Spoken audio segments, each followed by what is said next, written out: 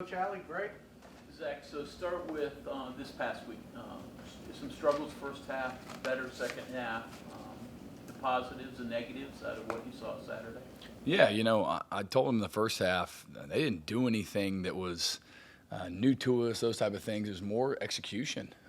We give up four busts in a row on the 2-minute drive and you lose the game, and that can't happen on things we had repped a multitude of times. And so that's the biggest thing is the execution and the physicality always have to be there if you want to be able to win any game. And so really that's kind of in my mind where we lost it, and everybody said, oh man, what a great game plan, this and that and the other in the second half. And I'm like, all I did was tell them to do their job.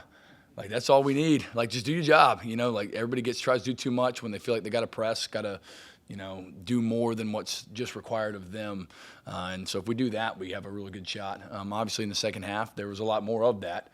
And we were able to hold them. They got in some advantageous field positions a couple times, which let them go for it. But I think about every drive either ended on a turnover or turnover on downs the second half of the game. And so in critical moments at the end, I felt like we stood up and played like we should have the entire game.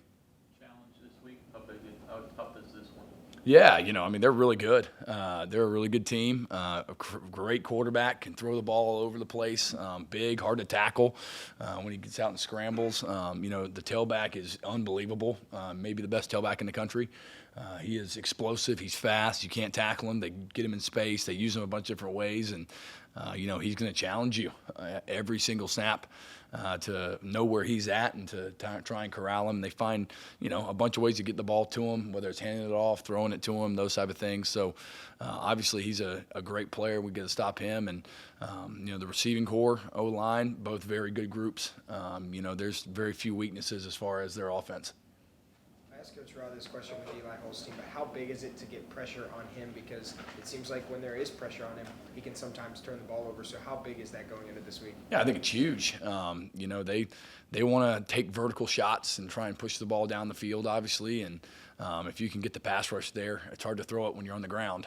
So hopefully we can get the guys, in a position to win and have some success that way. What can you take from just scheming against Parker Navarro to now Eli Holstein? Because there are some similarities to the two of them, and you did have success forcing Parker into turnovers.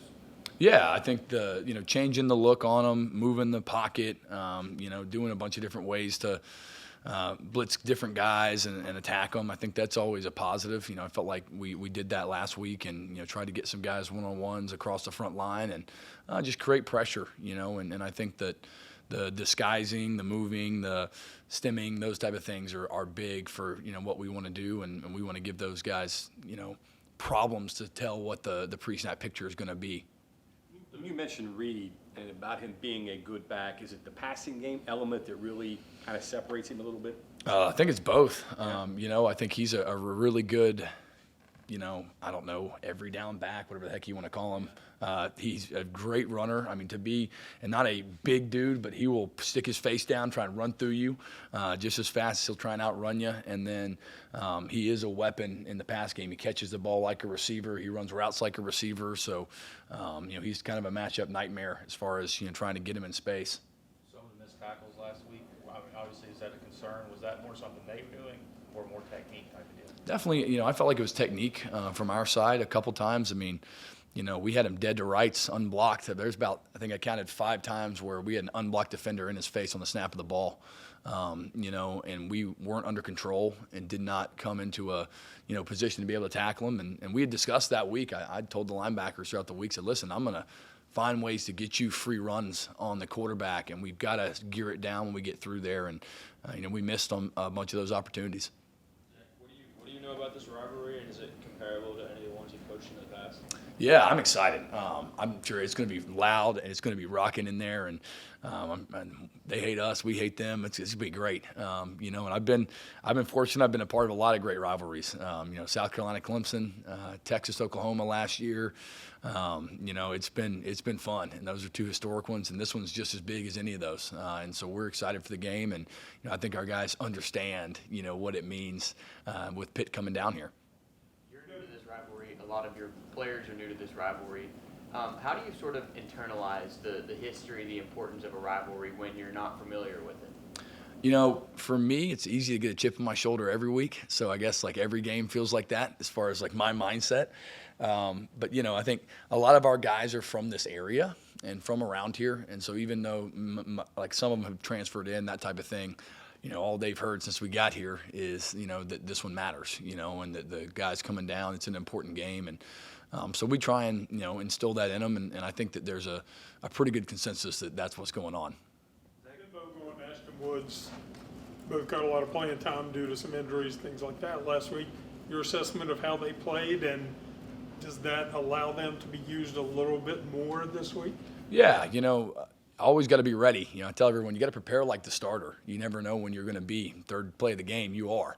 And so I, you know, have a lot of confidence in Ashton and in Ben and all those guys to come in and execute. You know, and to be able to win the game for us. And so obviously there's a challenge with that that comes with not necessarily getting the first team reps all week in practice and then having to go in the game and execute the calls. But, you know, overall wasn't a ton of, you know, mental mistakes from his side. He played pretty well, you know, and it's just a matter of getting those game reps and game experience and making plays in live fire. They seem to be similar in style to Reed and your starters on the inside. Is that true, or do they bring something different? Yeah, you know, I think they're pretty similar as far as the guys we look for. Man, I want tough, fast, physical, and, you know, smart linebackers that play hard. You know, and I think all of those guys give you that. They're all slightly different as you'd expect, but for the most part, you know, they know the expectations of how we want to play and what it should look like. I noticed on Saturday, do you have a get-back guy on the sideline? Yeah, he keeps touching me. I like. Coach Parker, our strength coach, he helps get me back off the sideline because I can get a little animated, I can get out there. We're trying to keep from getting a penalty, so he's pretty good at it. And then everybody keeps pushing up on me. I don't know why they're doing that, but we keep me off the field as best we can. How do you expect that, and how do you pick who is going to do that? I didn't pick anybody. I went down there and said, hey, just FYI, sometimes I'm on the field. Y'all might want to tell me to get back. And then I guess either Coach Parker volunteered or got assigned. I'm not really sure. Perry's game, 10 tackles last week against Ohio. What did you see from him, and how optimistic are you for the rest of the season with him? Yeah, you know, Fred plays really hard, so he's always around the ball. So that helps with, you know, making some plays that, you know, all over the field all the time. He's got to wrap up more. You know, I think he missed 9. He made 11. So that's a big thing for point of emphasis this week is getting guys on the ground in space. You know, but Fred's been in the defense. He's played a lot. He knows what the expectations are. He's always a million miles an hour in practice as much as he is in the game. And so, you know, I have high expectations for what he should bring every single week because he knows what they are. I asked Coach Roberts about just channeling the emotions just from the defensive side of the ball. How important is that for this group? Because if you make a big tackle, emotions could get best of you, but that message that you're going to have to them and just channeling that. Yeah, consistent performance, you know. You can't get too high, you can't get too low. I think they go as I go within that.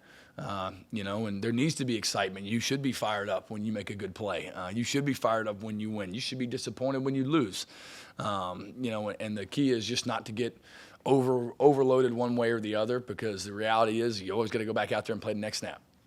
With a player like Reed, described as maybe the best tailback in the country, do you have to accept and just understand that he's going to make his share of plays and more focus on kind of trying to take away those home runs?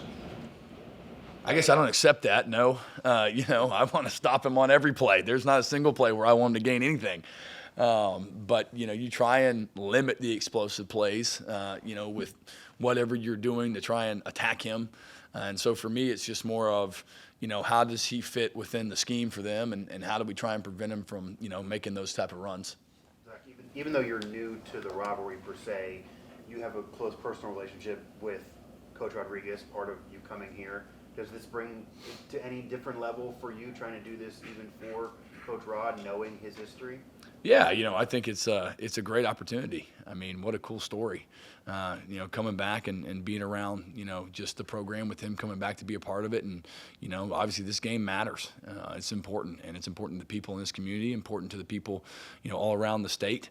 And, you know, we've got to perform, and I think there's certainly a feeling of intensity and love for that because that's fun. You know, it would really suck if you guys didn't care. It would suck.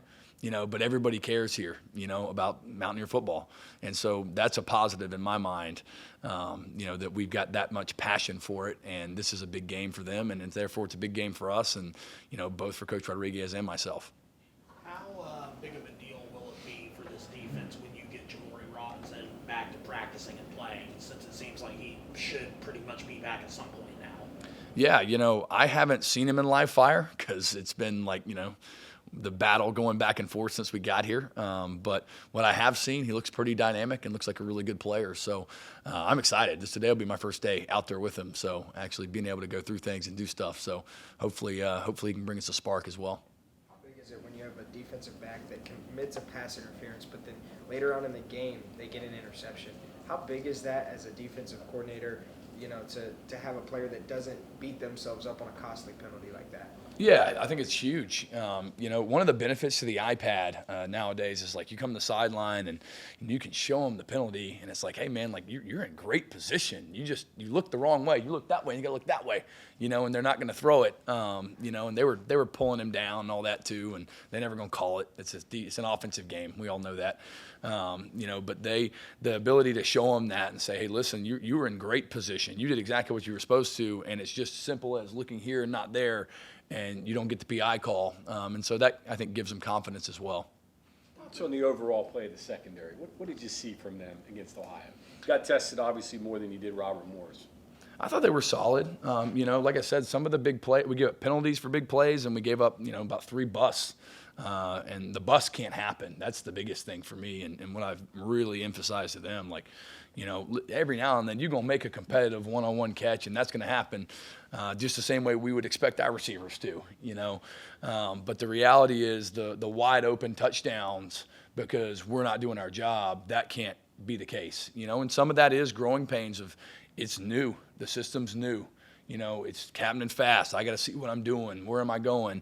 And there's a intentionality to how you have to prepare so that doesn't happen. And that was the frustrating part probably more than anything was we had repped the hell out of those. And it's like, man, what were you thinking? I saw this. Well, that ain't what you're supposed to see because you look at the wrong thing. So it wasn't communication. It was just a blown assignment? Yep. Okay. What does Pitt do with tempo? It looks to me like they want to do it as much as they can. They want to go fast. They're trying to score and score all the time. I think they were up whatever it was 30 or something on Central Michigan, and they were slinging it. Like they were down 15. So they're trying to go fast, and I think they know one that gets offenses in rhythm, gets defenses off balance per se, and the more snaps you get, the more opportunities you have to score. Did you call plays in the field or in the box last year? I've always been on the field. Okay. With so much going on that you mentioned, guys pushing you and pulling you, right? The game's fast, and you have, I would imagine, so many things you're trying to monitor with new players and first game, second game, first time starting, all that. How do you keep focus, even keel?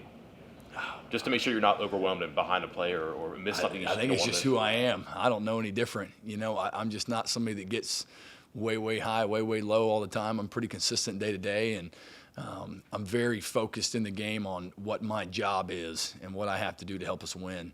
And everything else, I don't hear any of it. My wife, asked me the other day, she's like, "Do you hear the chant and this and that?" I'm like, "No, not at all." Because I'm looking right here, and this play is the most important play of my life every single time.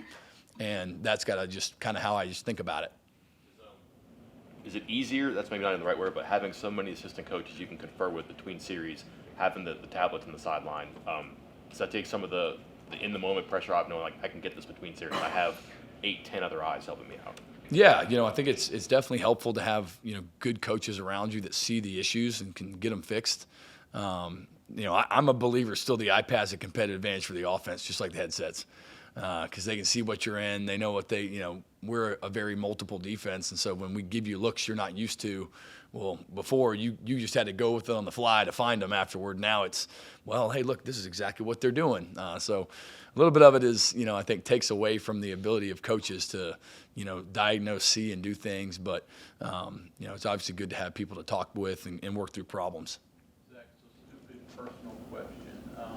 The decision to shave or not shave, superstition, just how you feel that day? Available time, usually, that's a big factor. You know, do I feel like shaving today? That definitely goes into it. And then I cycle through the year: beard, clean shaven, mustache. I tried to go with like the handlebar chops the other day, and she wasn't having that, so we didn't do that. But yeah, that one got vetoed. She likes the other ones, but that one got vetoed. But it's kind of a daily decision, I would say, of what I feel like I've got time to get done that day. So it's not superstition, it's weight driven for the most part? Yeah. Okay. Yeah. Coach, is there any advantage at all for you that your overall team is so different than last year, but their team is very much the same? So you could probably turn on more of last year's back overall and see something relevant, whereas they would not be able to. I would say so. I mean, probably slightly. You know, I don't know how much of an advantage they have over us, vice versa, of the film study. You know, they've had 2 games to look at who we are. You know, and same thing. We've really got 2 games to look at who they are this year. And though they were similar last year, you know, they weren't exactly the same. The quarterback got hurt, tailback got hurt. There's a lot of things that were slightly different. Okay, thank you, guys. Thanks, guys.